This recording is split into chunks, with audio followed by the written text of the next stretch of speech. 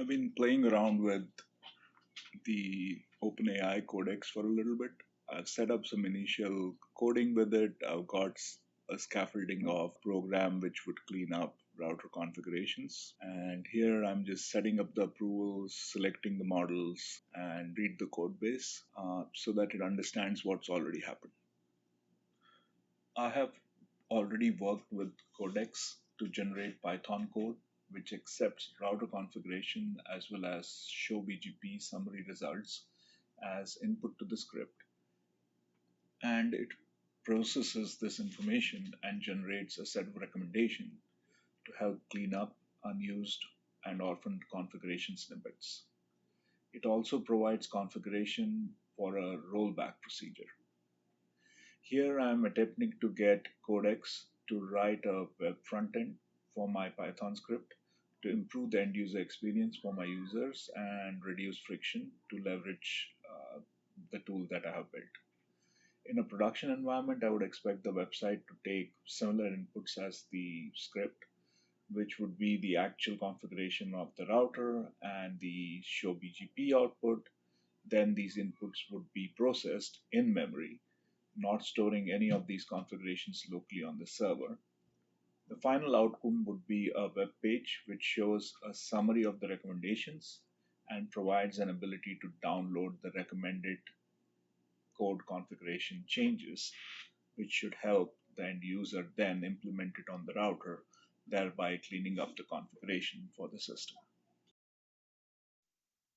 Currently, Codex has been asked to read my repo so it understands what has already happened, the coding which has been already completed, as it needs to use this as the basis to build out the web frontend, which is going to come next. It'll take a little bit of time for it to read through my code base uh, and basically understand what's going on.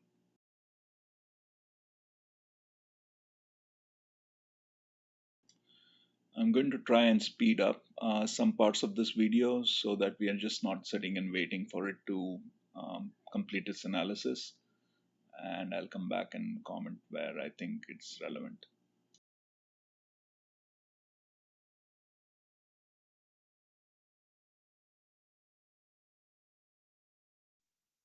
Looks like Codec is almost done analyzing the underlying code base. At this point, I have already got my prompt asking for the web front end to be generated, ready to go. So I'm just going to paste that in. You should see it once I hit enter on the screen. You can pause to read the prompt if you want to.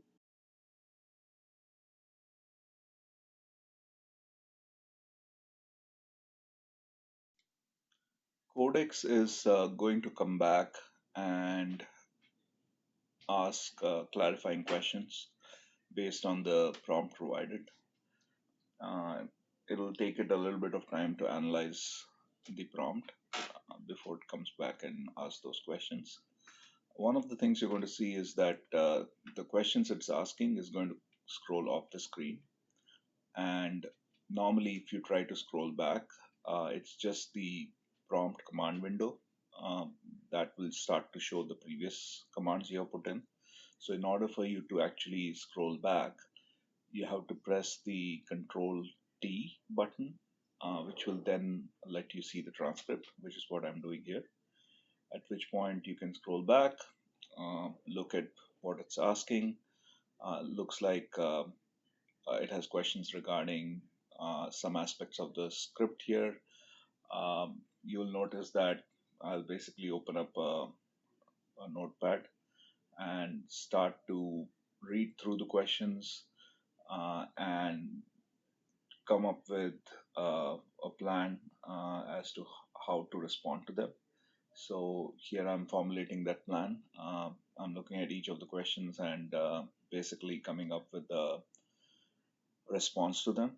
And then I will have all these responses pasted directly into the prompt. To quit out of the transcript mode, you just press Q to get out of it. And it can be a little confusing. It doesn't clearly show you that you're out of that mode. So it may look like you are still in the transcript mode, but once you do it once or twice, you'll get used to it, and then from then on, it's easy to move forward. I will let you see the responses that I'm typing in, and once I paste those responses back in, I'll basically start to speed up the video again.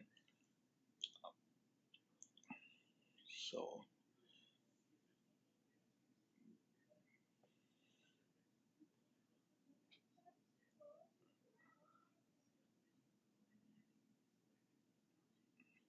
here I was just checking to see there's a question regarding how much, what should be the size limit on the size of the configuration that can be uploaded. So I was just looking at what is the current size of the configuration in order to come up with the estimate which is reasonable. Uh, in the output, I noticed that it's around 147 KB, one of the configurations that I was using as a sample. So I made the decision to maybe allow 500 KB as upload. So that should be more than sufficient for what we are looking to do here.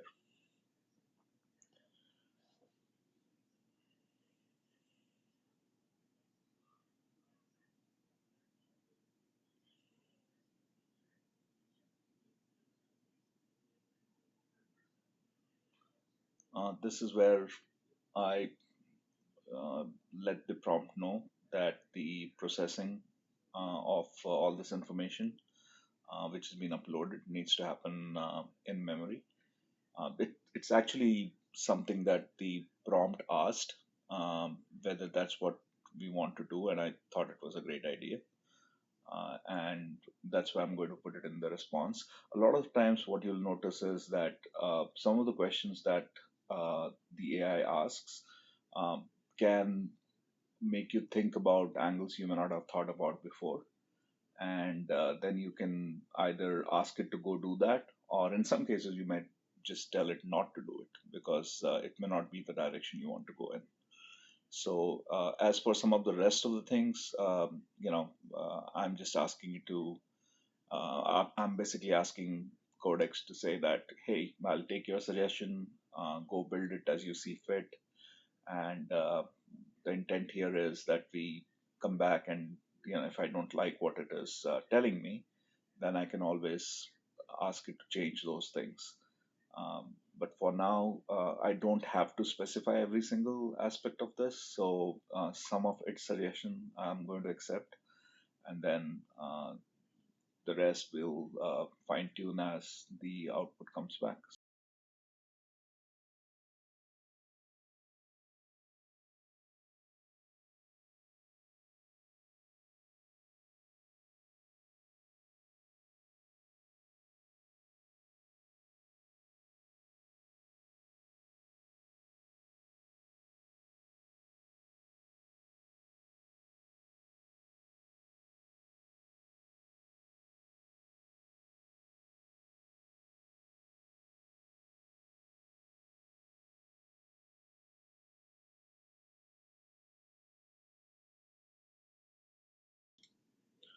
Looks like Codex has recognized that there was some typo in my prompt.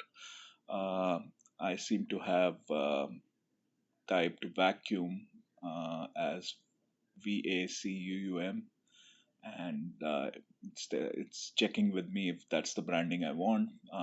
Obviously, it's not, as a wanting to say router vacuum. So I'm accepting its recommendation, and I'm going to move forward. I guess it's time to speed things up again, uh, because this is going to take a little bit of time.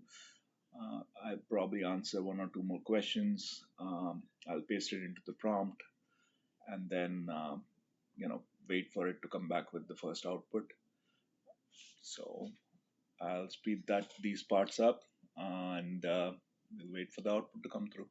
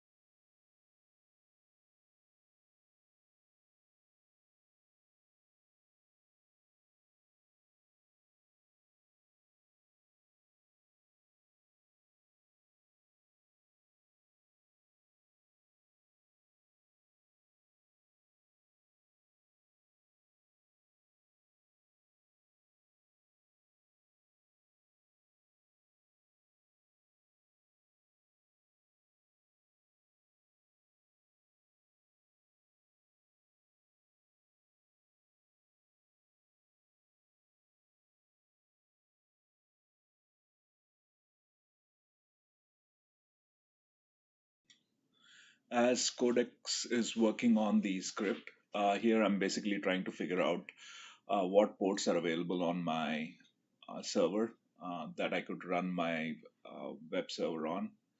I'm trying to identify. I know that my port 80, port 443, and several other ports are in use. So I'm just trying to figure out what would be the port that I should ask the script to run on. Therefore, it won't conflict with something else which is already running on the server. Here I've basically given a netstat command, and I'm identifying, the ports that my server is listening on. I'm pretty much make a determination that the port that I could potentially go with is port 8888, 8888. As you can see, it's still working on the command I have given it, but you can give it further instructions. The way it works is that it will complete the current instruction. So if you hit escape, you can interrupt it. But if you add uh, new things to the prompt, it just sequentially works on it. So at this point, I'm just telling it that TCP port 8888 is available on my server, and that um, the web server it's going to instantiate needs to be listening on that port. Uh, Now I just hit enter. That way, once it completes processing the front end, it'll then come look at this instruction, and then it'll make modification based on the instruction at that point.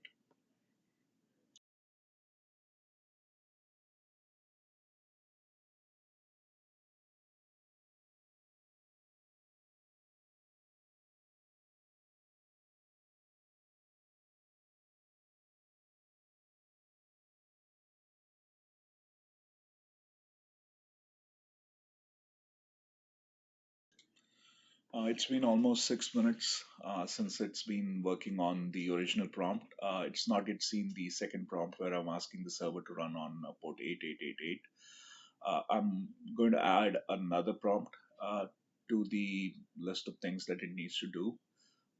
Here I'm asking it to basically commit this phase 2 uh, to Git, and essentially create a new branch for this phase 2. That way, we can develop the front end in a separate branch. And once everything is working, we could then come back and merge those branches together.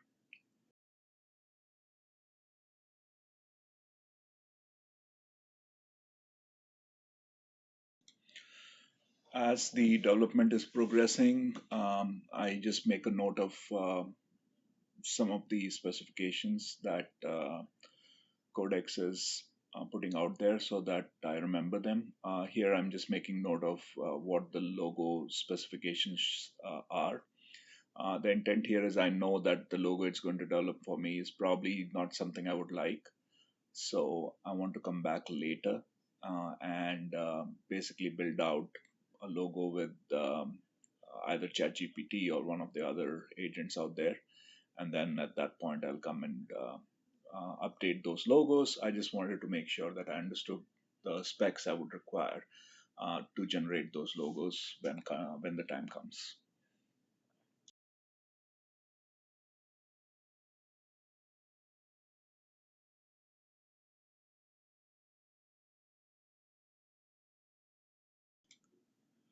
Looks like Codex is back. It has generated a plan to create a new branch in Git for this phase 2 development, which is essentially the front end. And it's asking me whether it should create a README file with the additional information about the port 8888, which was one of the changes I had requested for. And then it's also asking me if it is okay for it to go and do the commits, create the branch, and actually do the commits. And here I'm giving it the go ahead to basically do that so that it it runs those commands for me. I just realized that I just wanted to make sure that I have the right approvals in place, because if you ask it to do the commits and it doesn't have the rights to make it, it'll constantly ask you questions saying, is it okay to do something? And you have to respond with yes. Um, the slash approvals is a way to check what approvals the tool has. And I just ensured that it had the right approvals to just go and move forward without constantly asking me for permission to do so. So here it is, uh, creating the branches, updating the README file, and so on.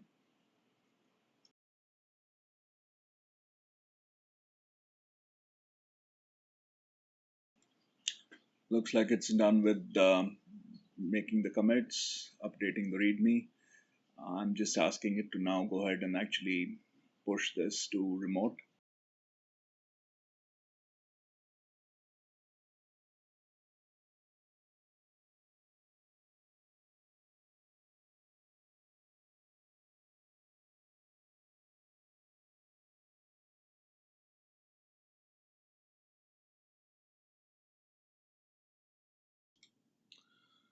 Here I'm basically asking Codex to generate a PR for me, as well as create a service within my server for the web service that is required. It's gone ahead and done that for me. I went through all that. It's got a few more suggestions for me at this point. These are all features which were there within the script, and it's essentially asking me whether it needs to surface some of those features in the web front end. So here I'm asking it to surface a feature where it looks at some grace number of days for certain services which are down on the router before it considers it to be not in use. And I'm asking it to actually go ahead and implement that service for me so that the web front end is updated with those options also.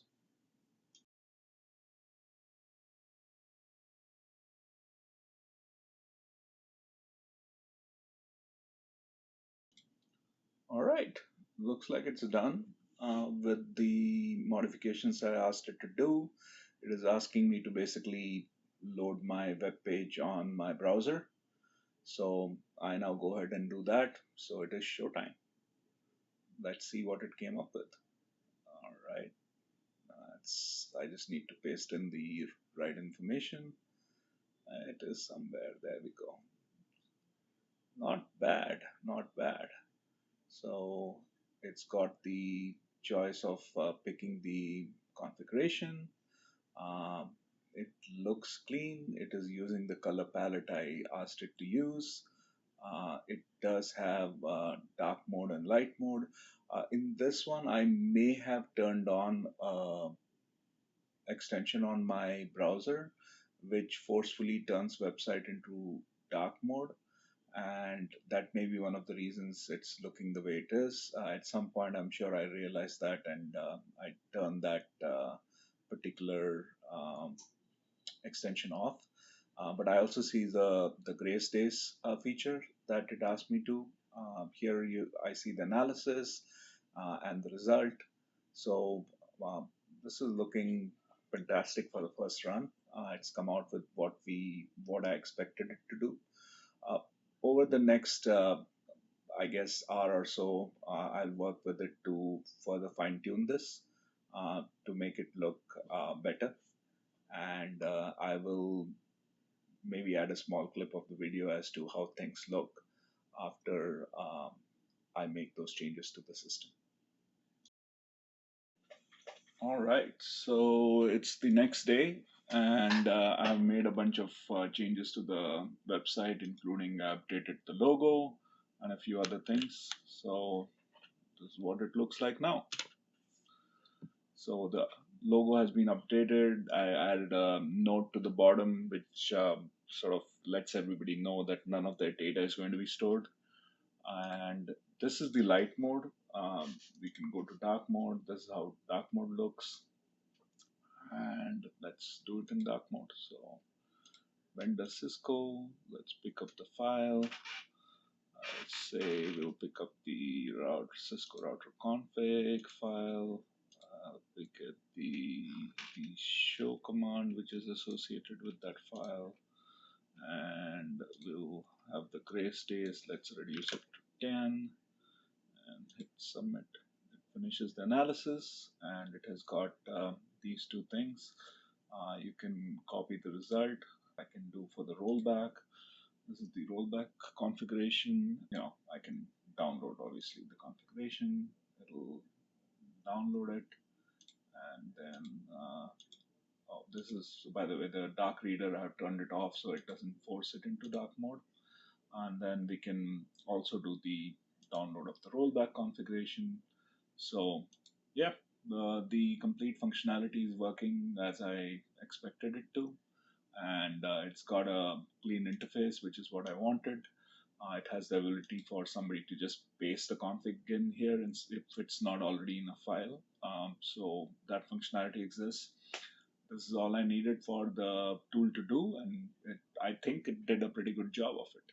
I did take, I would say, a few hours of work after where I left off earlier. So this is not something which could be done without effort, but I think it is significantly less effort than if you were to code it by yourself. So I would say this is a massive success. All right then. Thanks. Bye.